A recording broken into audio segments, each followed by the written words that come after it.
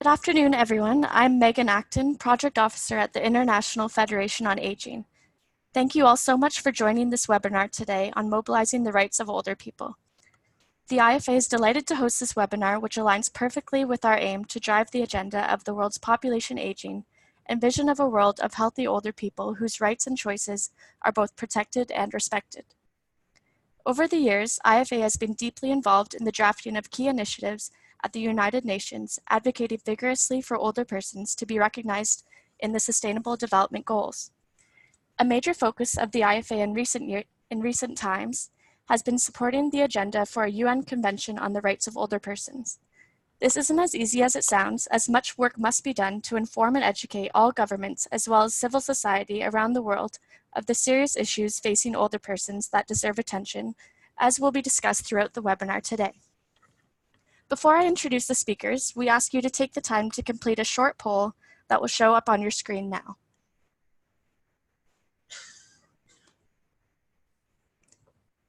So you'll see that the questions ask where you're from and your affiliation. So we'll now give you around a minute to complete this poll.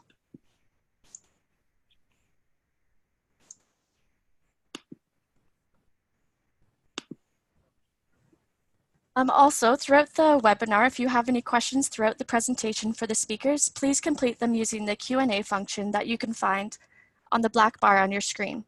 Please use this Q&A function and not the chat function.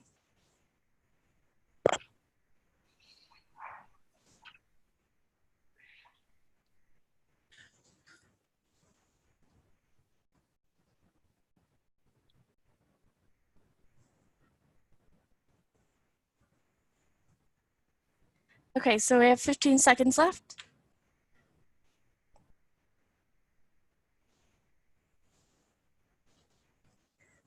Okay, thank you everyone for answering these questions. The results should show up on the screen shortly. Okay, so 80% of the respondents are from Canada, 11% from a different country, 9% are from government, 22% are attending from the Grandmothers Advocacy Network, 17% are from an NGO, 2% are individual researchers, 4% are academics, 22% are interested seniors, and 17% are other.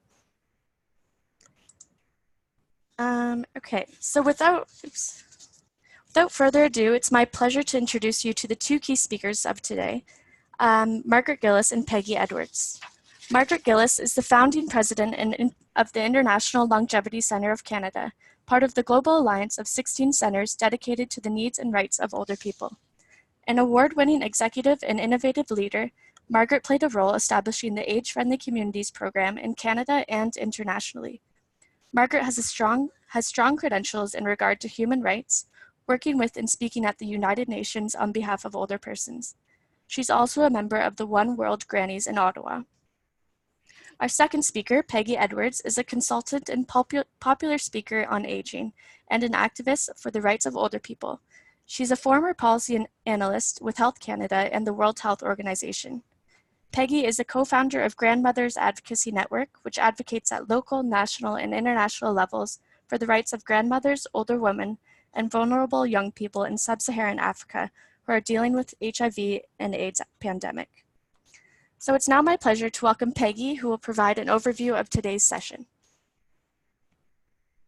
Hello, thank you for joining us. As you saw in the earlier promotions, what we want to accomplish during this session is, number one, to explore the pervasive tendency to discount the rights of older people in Canada and in the global arena. I will present a case study on the rights of older women grandmothers in sub-Saharan Africa. We will argue, and particularly Margaret will argue, that a UN Convention on the Rights of Older Persons is needed to protect and enhance older persons' rights. And hopefully we'll have some time at the end to discuss how we can take action steps to create momentum and Canadian leadership in preparing and ratifying the convention. Okay, next slide. I'm going to begin by looking at a bit of a case study in terms of mobilizing to support the rights of older persons, specifically looking at grandmothers / older women in sub-Saharan Africa. Okay, next slide. Let's set the context a bit. In this region, there are some 15 million children under age 18 who are orphaned by HIV/AIDS. And we know that grandmothers and older women have stepped in to deal with this.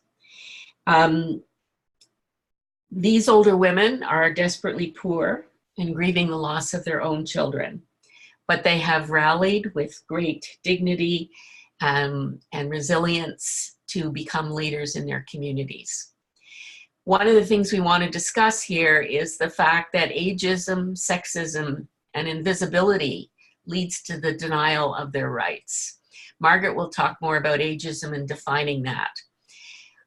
It's also important, before we move on, to recognize that when we talk about Africa, this is a huge continent, of course, with many countries, and there's great diversity and inequalities both between and among countries. So I don't want to make generalizations here. What I'm saying is that there's a big situation here in terms of older women, grandmothers, looking after these children and being denied their rights. But every country is different. Okay, next slide.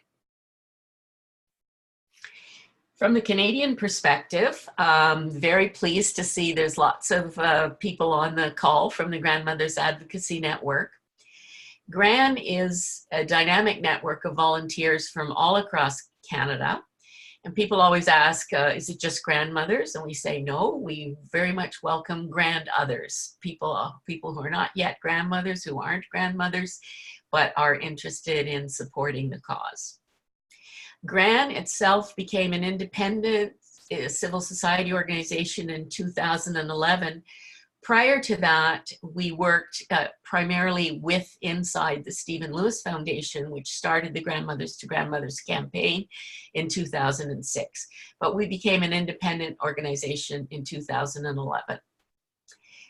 We worked together across Canada to advocate in meaningful and strategic ways for the human rights of grandmothers, vulnerable children, and the youth of sub-Saharan Africa. One of the key ways we work is with like-minded organizations on campaigns that correspond with our goals. So it's terrific. We're very excited to be sharing with all of you from a variety of organizations, and of course with the International Federation on Aging and the Longevity Center, International Longevity Center for Canada. Next slide. When we talk about grandmothers and older women in sub-Saharan Africa, you know, we often say people have double jeopardy. Well, these women have triple or quadruple jeopardy. In terms of their human rights, they're facing exclusion, discrimination, and invisibility, which is based on both gender and age, and then exacerbated by other conditions. Factors such as low income, disability, low literacy, the stigma that's attached and based on HIV and AIDS, and membership in vulnerable groups such as minority ethnic or tribal groups, refugees, and the LGBTQ community. The other major jeopardy that these women are facing is the invisibility factor. Older people, and especially older women, are largely invisible in the Sustainable Development Goals, and Margaret will talk more about that. And in most cases, older women are largely invisible at the country level. Even in Canada, where government has embraced a feminist international assistance policy that will help address the right to gender equality, and we applaud that. However, it's very dismaying. I looked again this morning at the images and program descriptions in the Global Affairs website, and there is not one image of an older woman or any discussion of their vulnerability. Next slide. Older women count. One of the reasons for older women's invisibility is the lack of data. So typically, and it's particularly in low-income countries, and most of the countries in sub-Saharan Africa, data collection stops, is actually limited. It stops after age 49. So older women and men in many cases are eliminated from the data. We have little information on the number of older women who are HIV positive in sub-Saharan Africa, and very little information on the number of older women in sub-Saharan Africa who are experiencing violence and abuse. Older women are denied basic services and protection of their rights because they're absent from the official records and are invisible to policymakers and organizations providing developmental assistance. Older Women Count is also the title of some resources and work that Gran has done over the last couple of years. And I would invite you to go to our website to look at those. You see the website there on the slide. If you go to the top, Older Women Count button at the top and press there, you will find a full reference discussion paper on grandmothers in sub-Saharan Africa, their situation and their rights, an executive summary, and 5 information sheets. So we invite you to go there, take a look at those, use the information sheets in whatever way is useful for you. Next slide, please.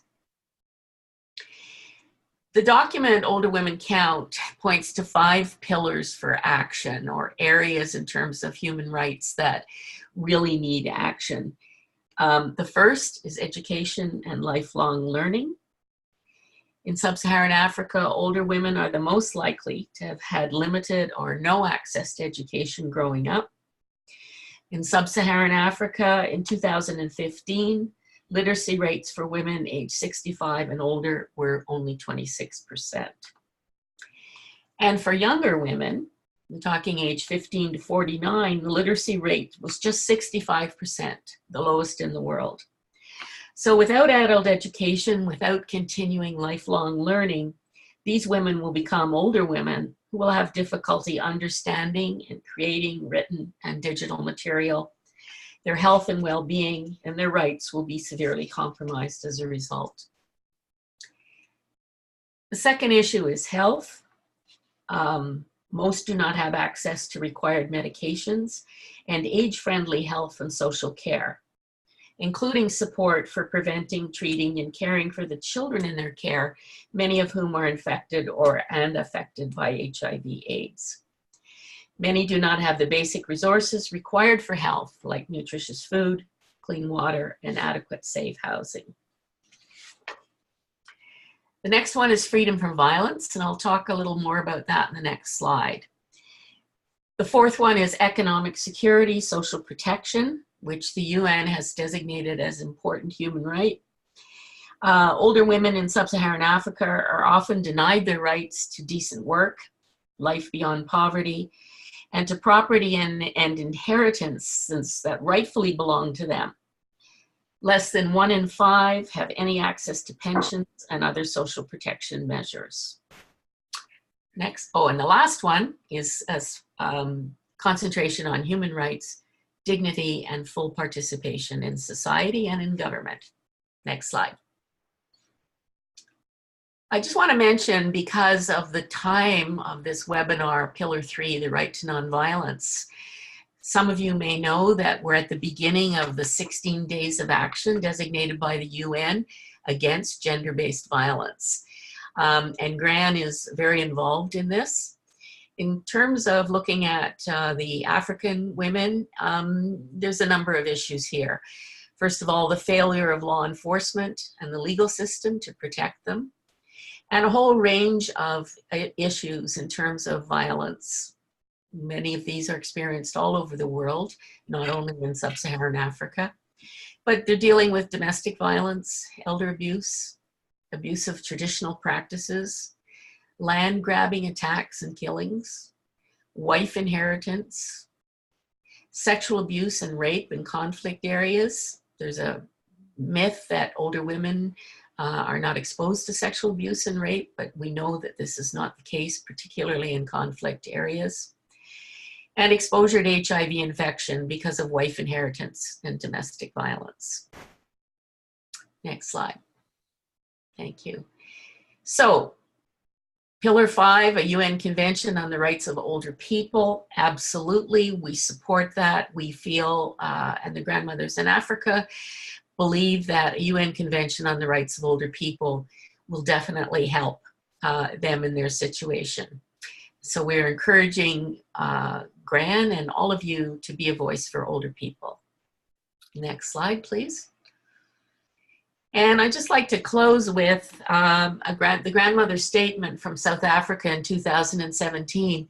One of the very exciting things that's been happening is that in addition to older women through Gran advocating for human rights in Canada, the Grandmothers in Africa have been rallying to support their rights and to speak up with their governments. They have had several gatherings. I think there's 5 of them now in total in different countries, and at each gathering they produce a statement. This is part of the statement from South Africa that was released in 2017. They say, "We will continue to struggle and we will not give up the fight against HIV and AIDS. We will never give up because this grandmother's movement is powered by love, but we should not have to do this alone. Africa cannot survive without us. We are not asking for charity, for pity, or for favors. Access to health care, protection from violence, political representation, food security, shelter. These are our human rights, and we have come to claim them." Next slide, please. So it's a very brief overview, but there's a slide here for more information. You're welcome to contact me. There's a video on YouTube called Voices of Advocacy, Older Women Speak Out.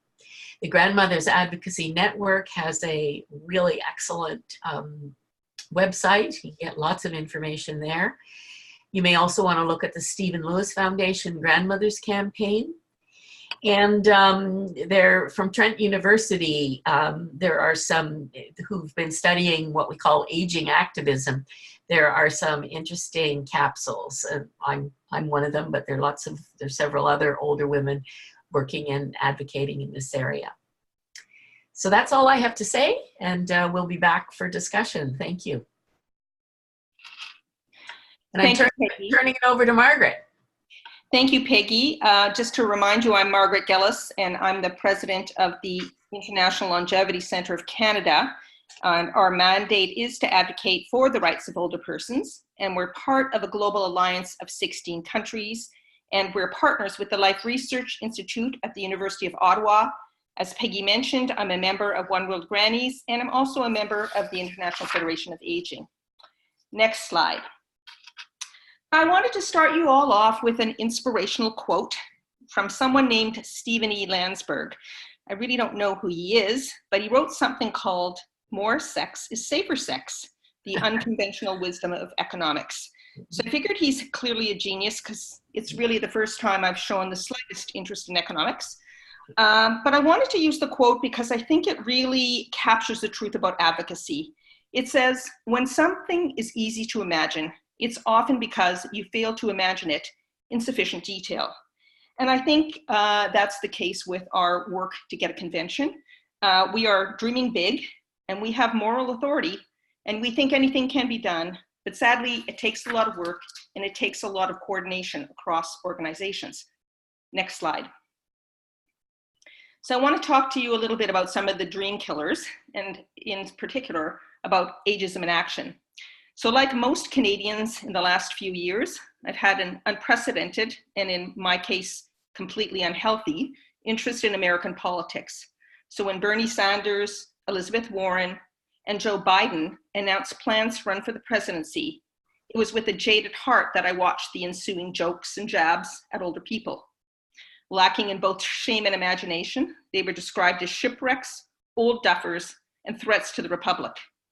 The truth, of course, is that older people are cognitively capable, and the majority of older people don't have dementia. Think Nelson Mandela and Winston Churchill, who were highly effective older political leaders. Now, you would think that the United Nations, home of the Universal Declaration of Human Rights, would be sensitive towards ageism, but I wanted to bring your attention to the photo on the right. Here's a picture of the delegate assembly at the open-ended working group of aging at the United Nations in New York, and it's the largest UN meeting on aging. As you can see on the top slide, on day one, we have member states there, but by the second day, half the place is empty. Many countries not even bothering to send delegates or having them only there on that first day. So no wonder we have UN approved a number of other conventions, but have done nothing with respect to a convention for older persons. So next slide. Now, I want to just take you through a little bit about ageism. Those age-related insults I referred to need to be called out for what they exactly are, which is ageism. That's a term coined by Dr. Robert Butler, who is the founder of my group of organizations, International Longevity Centers. And he defined that term back in 1969 as a combination of prejudicial attitudes towards older people, old age, and aging itself. I think Dr. Butler started the International Longevity Centers in some ways to counter the ageist practices of the 1990s that forced people in their 60s to retire, a practice that still exists at the UN, by the way, at age 65. Indeed, my decision to start an International Longevity Center in Canada came from my experience in government, where as the executive director of the Division of Aging at Public Health Agency of Canada, I was really shocked to see there were no organizations in Canada fighting directly for the rights of older persons. So when I retired, I started ILC Canada with a mandate to fight for the human rights of older persons in Canada and around the world. Next slide. I just want to make a comment about ageism. It's an ism like no other because it's related to a universal condition. And while the evil nature of all prejudice is ignorance and hostility, ageism has that lovely extra bonus of creating self-hate in the old, while for the young, it's a prejudice against their future selves. What makes ageism more perplexing is that it works against one of the greatest outcomes of the 20th century, which was the incredible increase in life expectancy. Think about it, in 1901, the average life expectancy in Canada was 48 years, and it's now 82. Obviously, that should be something we celebrate. I mean, really, who wants to die young? Next slide. The insults, evidence, and attack on older candidates that we discussed are really just microaggressions compared to the form ageism usually takes. Pervasive unemployment discrimination, biased healthcare, lack of access to appropriate housing and home care, media marginalization, and caricatures. And I think we heard from Peggy how it's really, really impacting women in Africa and African grandmothers.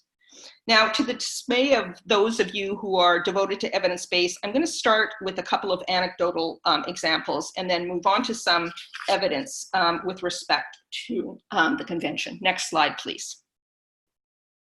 So in 2015, I was asked by a group called the Stakeholder Group on Aging at the United Nations to speak at a session of the General Assembly in regard to the need to include older people in the United Nations' largest anti-poverty program, which is the Sustainable Development Goals, and Peggy mentioned those in her talk.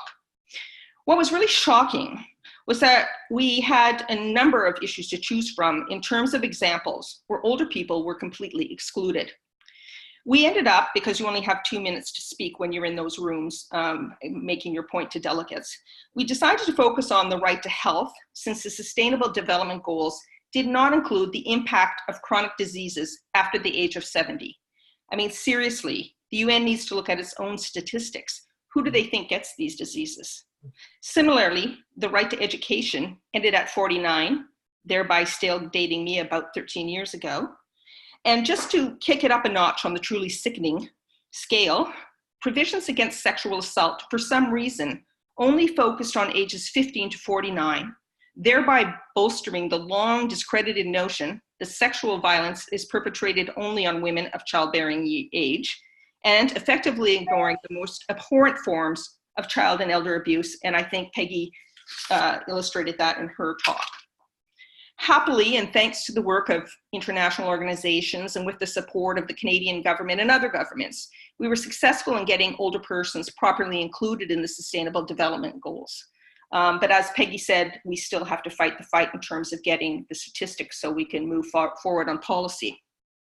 But similarly, we had a fight with the World Health Organization in 2017, who, after we worked for a decade to get the General Assembly to vote for a decade on aging, all references to that decade and the funding disappeared from the work plan. And once again, it was the work of NGOs across the globe, such as my own organization and the Global Alliance, the International Federation of Aging, and groups like the Canadian Medical Association here in Canada. We wrote the World Health Organization and the Minister of Health, and thank goodness they reversed that decision. As recently as last week, I was at the UN Economic Commission for Europe, and they cut the budgeting for staffing there by 50%. So it's just an ongoing fight with them to get them to recognize and consider older people's issues. And by the way, you can notice by that picture that I can really draw a crowd. Next slide. So why do we need a convention? Well, I'm going to argue that a single instrument, a UN Convention on the Rights of Older Persons, to promote and protect the rights of older persons is one effective way to ensure that all people enjoy their rights in later life. So what would a convention do? So we've got a little acronym here, POWER, and I'm counting on the fact that none of you can spell, that it's a good way to remember the reasons why we need the convention. So I'm going to start with ageism, and we've had quite a big discussion on that so far. But really, a convention would draw attention to the injustice of ageism, and it would make it clear that age is a prohibited ground of discrimination around the world. A convention also would help to guide policy making. Conventions provide frameworks to guide policy decision makers about age-sensitive programming, and they help governments allocate funding resources more fairly. They also can help guide the private sector on how to protect older persons' rights. Conventions also improve accountability. They require governments to collect data, develop indicators, establish laws and policies, and develop programs for older persons, addressing some of those issues that Peggy raised. And it provides clarity of what older people's rights are under international law. Conventions also work because they better the lives of rights holders and rights recipients. The Journal of Human Rights reports that there are demonstrable positive effects of the UN's Convention on the elimination of all forms of discrimination against women. These impacts were most pronounced for women's political rights, which is very interesting. And not to compare older people to children. However, in the 30 years since its inception, the United Nations Charter on the Rights of the Child has had a really profound effect. A 50% decrease in child deaths, and according to the International Labour Organization, a drop in child labor by 1/3. So with respect to our acronym again, conventions also educate and empower. They educate the public and they empower older persons to protect their own rights. They establish better training of people involved in older people's rights, like healthcare professionals, personal support workers, and even the judiciary.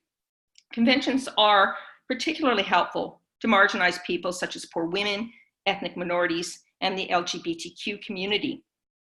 The convention also would see older people as rights holders. They codify the rights in a single document, and a convention would act as an anti-discriminatory tool to challenge negative stereotypes, which we were discussing in the beginning of this talk, and enforcing the view of older persons as individuals with knowledge, power, and experience. Next slide. So why would we need a convention in a country like Canada? You can argue that older people are protected by a comprehensive legal framework. So why do we need that convention when the Charter of Rights and Freedoms prohibits discrimination on the basis of age, as do the Human Rights Acts in provincial codes? Well, firstly, it's an extra layer of protection, particularly if the convention has a complaints mechanism. The Canadian government would be required to explain and rectify failures to fulfill the convention obligations, a requirement that could stimulate new initiatives to help older Canadians. Also, convention allows activists, like many of us on this call, to speak when their countries report on progress on the convention, which would happen every 5 years, pointing out shortcomings and the need for changes by Canada and other member states. Research has also shown that states that have ratified human rights treaties and in which international NGOs are active are more likely to have people who comply or governments that comply with the treaties. And as we know, and as Peggy has illustrated, the situation for older people is quite dire in other countries, and we believe Canada should support the convention to help them. Now, surprisingly, Canada and other developed countries have not supported a convention on the rights of older persons. Similarly, Canada did not sign the Inter-America Convention protecting the human rights of older persons in June 2015, which was led by South American countries. It's also worth noting that the African Union has developed the African Charter on the Human Rights of Older Persons, thus showing that the developing countries have really left us in the dust. Next slide. Those arguing against a convention often note that older persons' rights have been enshrined in other UN instruments. Well, if that were the case, why are there conventions that protect people with disabilities, women, children, migrants? Also, we have discussed, as we've discussed, ageism is the prime reason for a convention, and no convention covers that presently. Others often say that soft law protections, such as the Madrid International Plan of Action on Aging, with suggested rights, already protect older people's rights. But my experience in government negates that argument, as does academic research. And I can tell you, preparations, I was responsible for response to the United Nations Charter on the Rights of the Child. We worked for probably a full year on that, getting ready for those questions from NGOs and from the Human Rights Council at the UN. That is not the case with Madrid Plan of Action. It's completely different. Also, the UN expert on aging in her report noted that the Madrid Plan of Action is not designed to comprehensively address existing protection gaps and is therefore not sufficient. You also hear that conventions are too costly. So the rights of older people aren't worth the investment that the rights of other people have. That's kind of a bogus argument, I think. And others say drawing attention to older persons increase their social isolation, and this again is not borne out in evidence. Next slide. So how do we make a convention happen? Well, we're going to discuss today how to do that, and we're going to get some of your opinions and some polls that are coming up. But I think in general, we want you to join us and bring along older people in your organization and communities. ILC Canada was created by and populated with a number of retired public servants, so we were influenced by our years in government and what we saw did and didn't work, and it automatically means we also have the participation of older Canadians.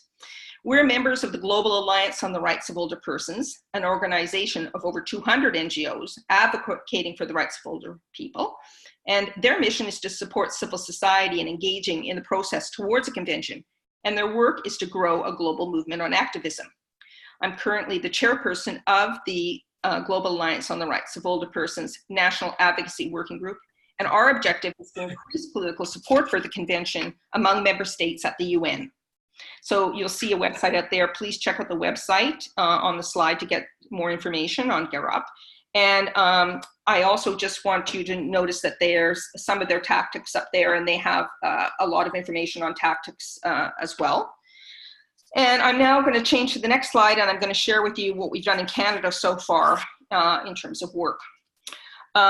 Our international advocacy really began at that meeting I mentioned back in 2015 on the Sustainable Development Goals when older people were so absent. And as part of our involvement, we met with Global Affairs Canada and began to work with them on aging issues. At the same time, we also began to work with the University of Ottawa academics who are writing and researching the convention. And they inspired us to fight in Canada and at the UN for a convention. And as a result, we partnered with Global Affairs at what's called a side event, which is an event to impact delegates at the Open-Ended Working Group on Aging, which I mentioned to you is the yearly large meeting on aging at the UN in 2015, where we illustrated how ageism permeates Canadian healthcare, home care, and the workplace, and how a convention could help change that. Next slide. Now, in generally, as many of you who are activists know, officials will advise their political masters based on the evidence they can amass about the need for a convention and the impact of any proposed convention. We met with the Global Affairs Minister's Office and with the senior human rights bureaucrat after that open-ended working group meeting in 2016, and we pitched to the Minister's Office the proof that a convention could help older Canadians and older people globally. They agreed that we had the evidence, but you know, they look at these things from a political level. And they make a voter level calculation and factor in grassroots support. And they sent us out to prove that there's community support for the convention, and we, of course, have taken up the challenge. Since 2016, we've been active at the open-ended working group at Aging at the UN and other United Nations meetings. And we've hosted 2 other of what we call side events, which I mentioned are those discussion meetings to influence delegates. And last year, we actually had an incredible speaker, Ida Nambeya, who is the senior advisor to the Stephen Lewis Foundation in Zambia, and she was absolutely sensational, and she was bringing tears to the eyes of people in that meeting in terms of the kinds of difficulties older women were facing in Africa. In July 2016, while at the United Nations, we brought a petition to the Minister for Global Affairs, signed by more than 50 of the most prominent national aging and healthcare organizations in Canada. That included the IFA and the Grandmother Advocacy movement as well, along with retirement agents like FDOC, the Canadian Medical Association, federal retirees. We got a whole lot of people to sign that document. And in response, the government of Canada said they were open to convention. So we're at the United Nations, the NGO group explodes, we're high-fiving when we spy coming up the steps to where from the delegates floor, the Canadian delegate who said, we opened the door, we haven't stepped through yet. So, we're telling everyone, calm down, there really isn't much change here. But subsequent to that, we met with the Minister of Seniors, Philomena Tassi, and spoke to her for over an hour and thought we had done a pretty good job of convincing her. But it went radio silent again. And we sent a number of other letters. And then finally, just before the election in September, we received a response that said that Canada remains open to discussing the idea of a convention on the rights of older persons. And get ready for this, they believe that it's important to listen to the views of member states and stakeholders. So really, you mean the rights of older Canadians who actually vote and live here or take a back seat to other member states? I'm really looking forward to writing the next letter in response to that comment. But I think we're going to, again, be looking for a lot of support in terms of next steps. We also asked on the floor of the UN, why is this taking so long? And I think we really have to ask that question. It's starting to get silly. It's quite clear this is needed, and we have not had the proper response. So we'll be taking the next steps, and you're going to be helping us with that. We're discussing with stakeholder groups in Canada to begin a writing campaign to the Government of Canada and a social media blitz. And of course, we'll be writing back to the Minister, as I noted earlier. There's really no reason for our federal government not to be playing a role in creating a convention for older persons. And quite frankly, we should be leading it like we did for the rights of the child and the rights for people with disability. Canada should do the right thing, not only for older people here, but people marginalized and mistreated everywhere on the planet. So I would like you to think about, and maybe if you meet anyone from the government, ask the following questions. At what age does a person lose their rights? At what age does a person no longer receive education and training? At what age should a person be without preventive health care? At what age should a person lose autonomy, self-determination, and choice? And at what age should a person be less protected from discrimination, violence, and abuse? The answer is never. Not only should they not lose those rights, they should be enhanced. So our next steps are to get Canadians like you involved in our movement to get a convention. And we'll begin to discuss that immediately. Next slide. I also really want to mention that the IFA is holding a global conference entitled Rights Matters, which will be looking at these issues. It's going to be held in Niagara Falls, Canada, from the 1st to the 3rd of November in 2020. And I think it's going to be an excellent way in which we can continue to push for a convention. Next slide. Thank you very much. And I'm going to flip it back to Peggy.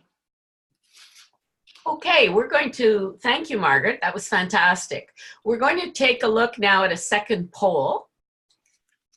Question for you, here it is, it's up there. Okay, this one's a little more, not difficult, but it's a little more complicated than from that first one. So we're asking you, the question Margaret was referring to, how can we create momentum and Canadian leadership in preparing and ratifying a convention on the rights of older persons. And we would like you in phase 1 to check your top 5 choices. Okay, so you can see there's 1, 2, 3, 4, 5, 6, 7. Check your top 5. And then move to the second part, which is phase 2. Same question, how can we create the momentum? But in phase 2, you've got 4 options there. Check your top 2. Okay, so we're going to give you 2 minutes to fill out this poll. Thank you.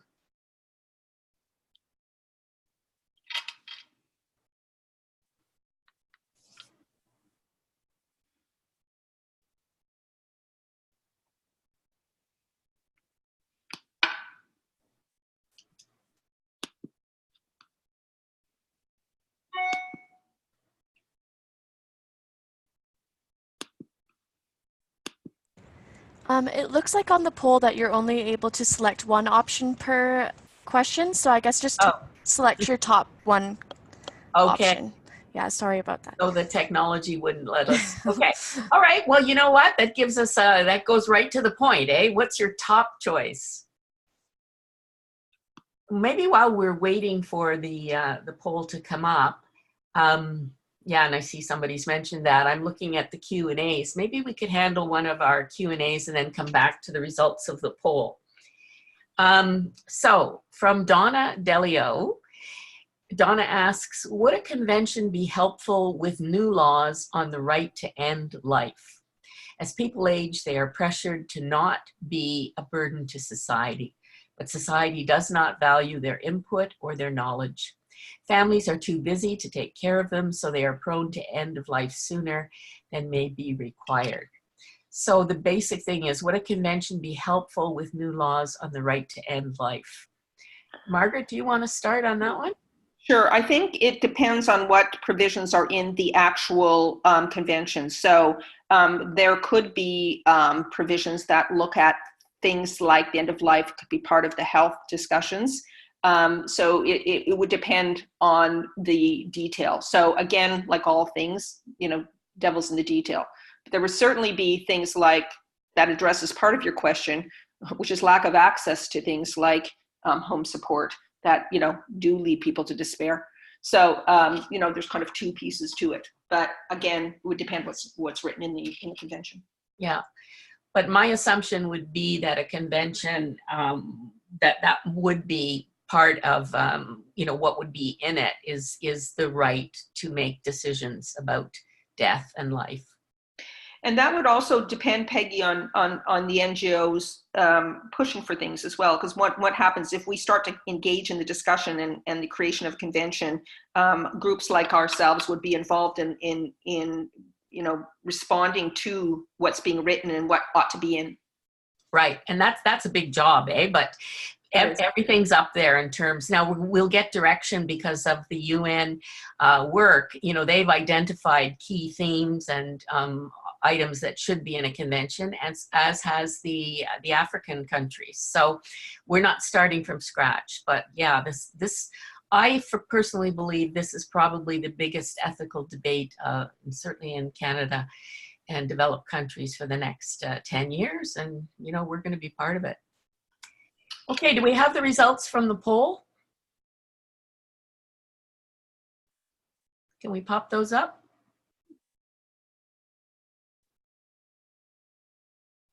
Okay, there we go. Great. So, how can we create momentum? And this was in phase 1, and you could only check your top 1.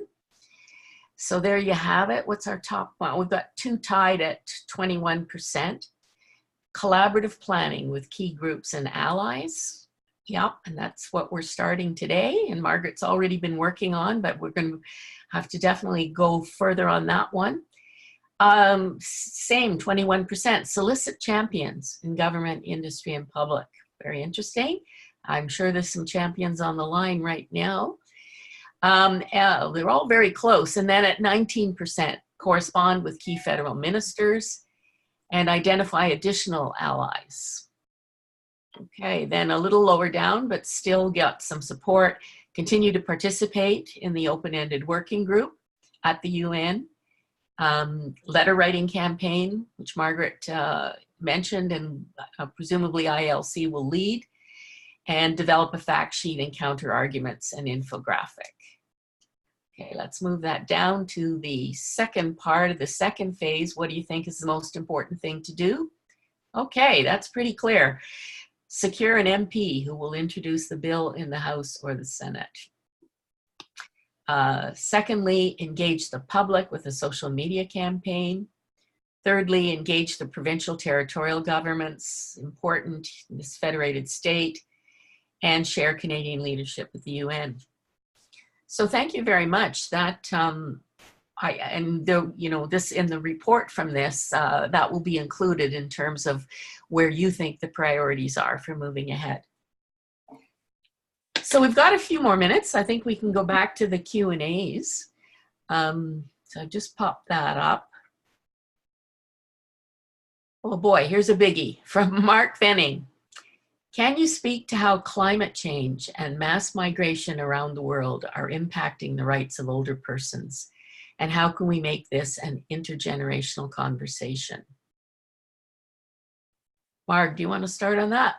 Well, that is an incredibly important comment, and something I think, you almost answered yourself by saying how we must think of ways to impact an intergenerational dialogue about that, because number one, there's been a lot of blame done on that has blamed older people. I think that it ignores the contribution of older people and the kinds of things that they can do. I have to think about that a little bit in context of the convention. I think there's no question older people have been impacted by it. I mean, we know the Great Migration and the different issues that have happened as a result of climate change have impacted all populations, and we know that older people are disproportionately impacted by disasters. So I think it's an area that we really need to think about, and perhaps that should be one area where we lobby that there is a section in the convention which addresses it and its impact on older persons as well.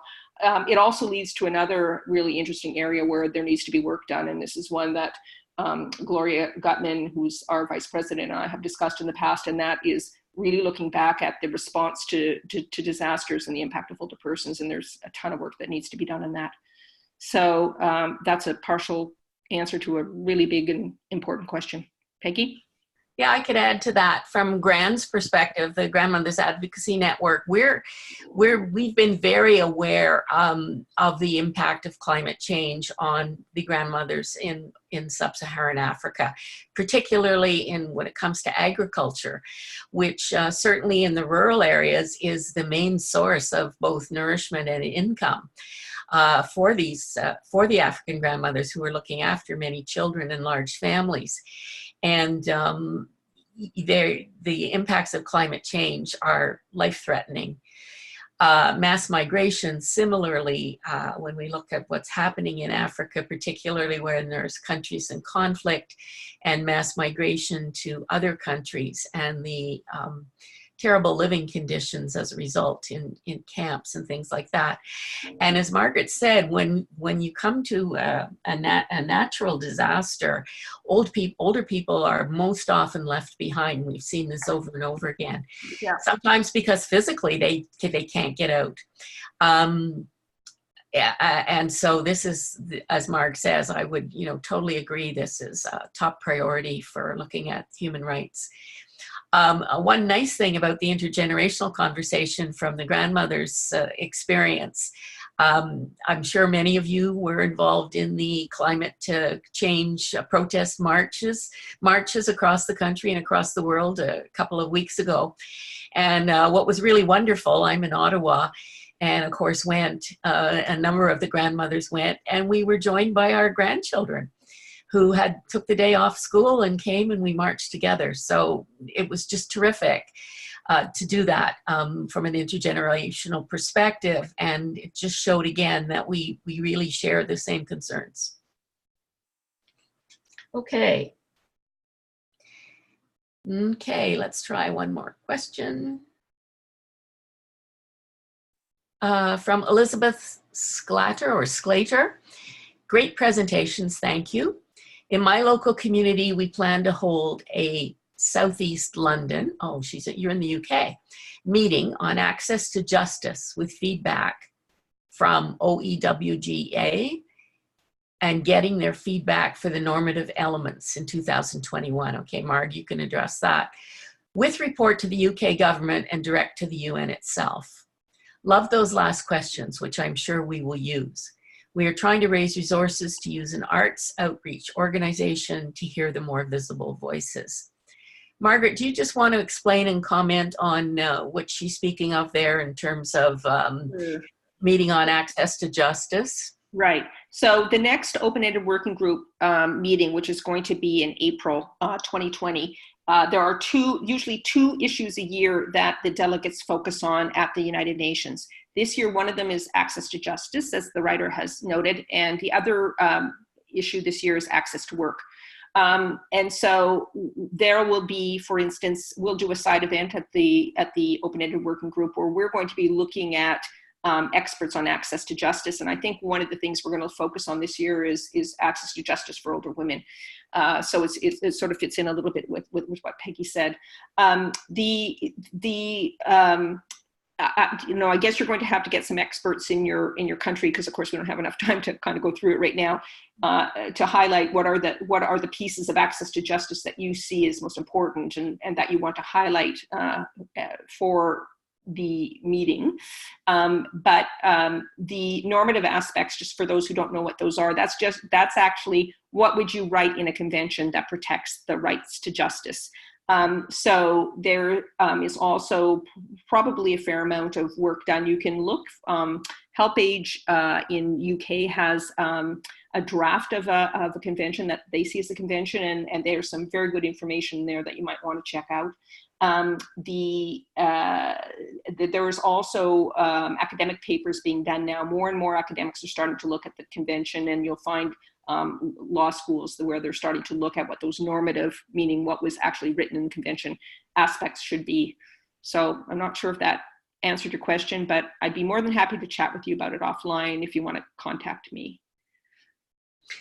Okay, thank you.